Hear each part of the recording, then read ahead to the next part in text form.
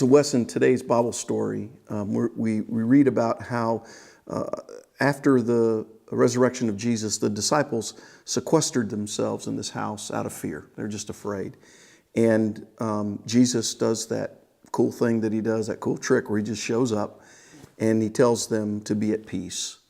One of the things that you have been very vulnerable and honest with us as a congregation has been about how you're a follower of Jesus who has struggled with depression and anxiety. How has Jesus shown up in the midst of your depression and anxiety and offered you his peace? Well, I do struggle with depression and anxiety, and the better news is I'm in recovery from depression and anxiety, and I am thankful that Jesus can heal and is in the process still of healing me.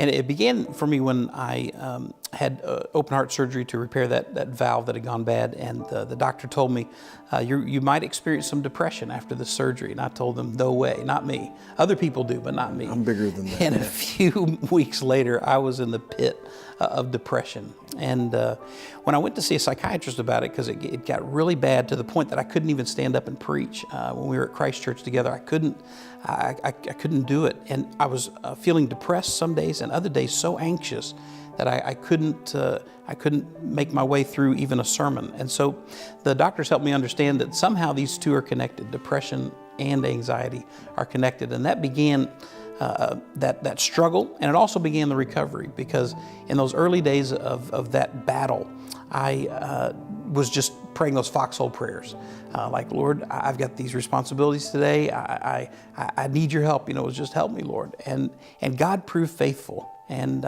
looking back, I can see how God was there. And in recent months, about the last 6 or 7 months, God has brought tremendous healing in my life as I've sought a new counselor out, and have just been blessed to be able to take a more active role in my own recovery as of late. And God has been revealing to me that, and showing me through the help of this counselor, that depression is, regret about the past. It's kind of stewing and brooding on the past, and you know that about me. I've shared that with you before, and you've helped me and held me accountable to not doing that. And then anxiety is worrying about the future. And so when I went and sat down with my counselor, he began to encourage me to live in the now. And then he reminded me that God always lives in the present tense.